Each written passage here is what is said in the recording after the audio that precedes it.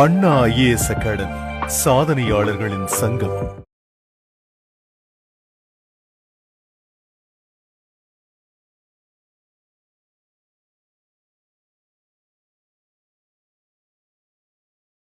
அடுத்ததாக தொடர்ந்து பெண்மணிகளாக பேசிகிட்டு இருக்காங்க. ஒரே ஒரு ஆடவராவது பேசியாக வேண்டும் இந்த மேடைக்கு என்பது உங்களுடைய விருப்பமாக இருக்கும்னு தெரியும். அந்த அடிப்படையில் நம்முடைய மாணவர் சாரதி அவர்கள் இங்கே வருகை தந்திருக்கார். அவர் எடுத்துக்கிற டிபார்ட்மெண்ட் ஜூனியர் கோஆபரேட்டிவ் ஆடிட்டர் இன் கோஆபரேட்டிவ் டிபார்ட்மெண்ட்டில் ஜூனியர் கோஆபரேட்டிவ் ஆடிட்டராக வந்திருக்கார். அவருக்கு நீதிபதி ஐயா அவர்கள் கையால் கௌரவிக்கப்பட்டு அதற்கு பிறகு ஒரு சில வார்த்தைகள் உங்கள் முன் பேசுவார். பலத்த கொரகாஷத்துக்கு இடையில் அவர் கௌரவிக்கப்படுகிறார் என்றால்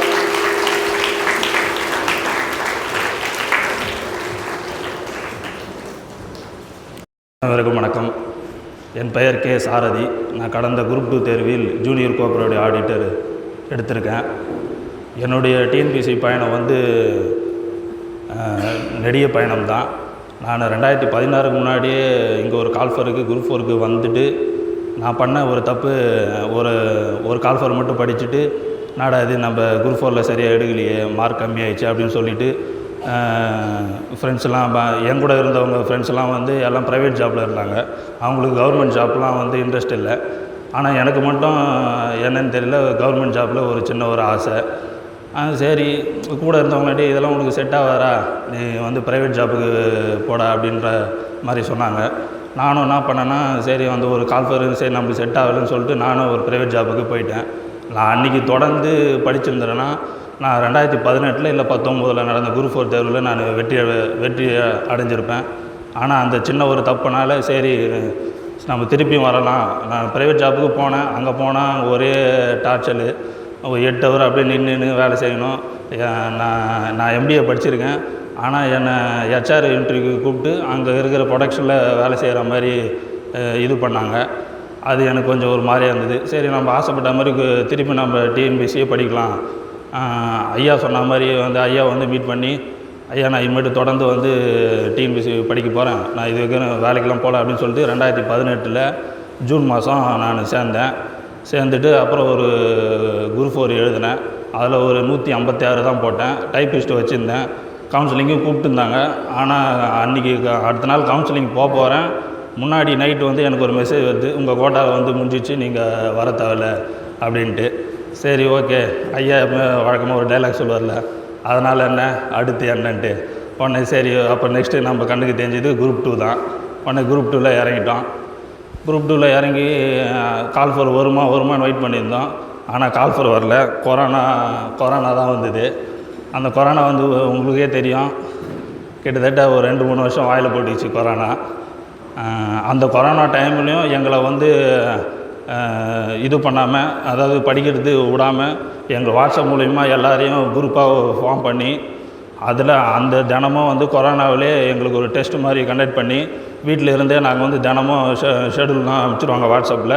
நாங்கள் வீட்டிலே எழுதி அந்த வாட்ஸ்அப்பில் அப்படியே போஸ்ட் பண்ணின்னு இருப்போம். அதிலே ரிவ்யூ ஐயாவும் சதி சாரும் அப்புறம் காமராஜ் சாரும் எல்லாருமே ரிவ்யூ கொடுப்பாங்க. அவங்களும் வாட்ஸ்அப் மூலிமாவும் அப்படியே கொஞ்சம் கொஞ்சமாக அப்படியே பேச ஆரம்பித்து மோட்டிவேஷன் பண்ணிக்கினே இருப்பாங்க. விட்டுறக்கூடாது, நீங்கள் படிச்சுன்னு இருக்கீங்க, தொடர்ந்து படிக்கணும் அப்படின்னு சொன்னதால் நானும் அப்படியே தொடர்ந்து படிச்சுன்னு இருந்தேன். அந்த கொரோனா டைம்லேயும் கரெக்ட் டைமுக்கு யார் எழுதுகிறாங்களோ இல்லையோ, யார் குரூப்பில் வராங்களோ இல்லையோ, போஸ்ட் பண்ணுறாங்களோ இல்லையோ, நான் முதலாளாக எழுதி நான் போஸ்ட் பண்ணிவிடுவேன். அதோட பலனாக தான் இப்போ நான் உங்கள் முன்னாடி பேசின்னு இருக்கேன். அதுக்கப்புறம் மெயின்ஸு வந்தது. மெயின்ஸு 2022 ஃபிலிம்ஸு முடித்து 2023 மெயின்ஸுக்கு ரொம்ப மெனக்கட்டாங்க. அதாவது நம்மளுடைய அந்த பயிற்சி கையேடுன்னு ஒன்று இருக்குது, அது ரொம்ப சிறப்பாக ரெடி பண்ணி வேறு இன்ஸ்டியூட்காரங்களும் நம்மளுடைய பயிற்சி கையேடை வாங்கி படிக்கிற அளவுக்கு ரொம்ப தரமாக ரெடி பண்ணாங்க. மெயின்ஸுக்கு ரொம்ப மெனக்கட்டாங்க. எங்கள் அப்படியே ஒவ்வொரு வாரமும் ஒரு 3 புக்காக மெயின்ஸுக்கு ரெடி பண்ணி கொடுத்துக்கினே இருந்தாங்க. அது எங்களால் படிக்க தான் முடியல. ஆனால் இருந்தாலும் அவங்களும் அப்படியே கைட் பண்ணிக்கின்னு அந்த அளவுக்கு மெயின்ஸுக்கு ரொம்ப மெனக்கட்டாங்க. உடனே இப்போ சனிக்கிழமை ஒரு எக்ஸாம் ஷெடியூல் வச்சு எக்ஸாம் வைக்கிறாங்கன்னா அடுத்த நாள் ரிவ்யூ கண்டிப்பாக வச்சுருவார். அந்த ரிவ்யூ ஐயா பார்த்தீங்கன்னா காலைல 10 மணிக்கு ஆரம்பித்தார்னா, ஏன் 10 மணி இல்லை 8 மணிக்கு ஆரம்பித்தார்னா நைட்டு 8-10 மணி வரைக்கும் கூட அந்த ரிவ்யூ போவோம். எல்லாரையும் ஒவ்வொருத்தரும் இண்டிவிஜுவலாக ரிவ்யூ பண்ணாங்க.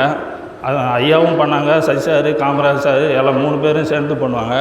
ஐயா அதில் ஒரு படி மேலே போய் நான் ஃபஸ்ட்டு ரிவ்யூவில் வந்து என்னுடைய மார்க் 300ல் மொத்தம் 13 தான்.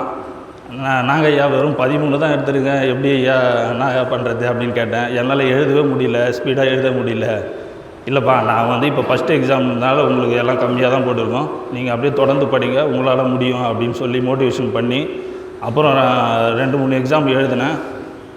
3வது எக்ஸாம் எழுதியும் சரியாகவும் வரல. அப்போயும் ஒரு 30-40 தான் 300க்கு எடுத்துருந்தேன்.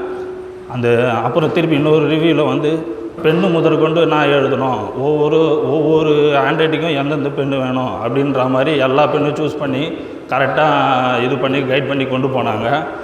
அப்புறம் நம்ம டெஸ்ட்டு பார்த்திங்கன்னா மெயினாக நான் வந்து பாஸ் பண்ணது காரணம் நம்ம இதில் வந்து பயிற்சி மையத்தில் வச்ச டெஸ்ட்டு தான்.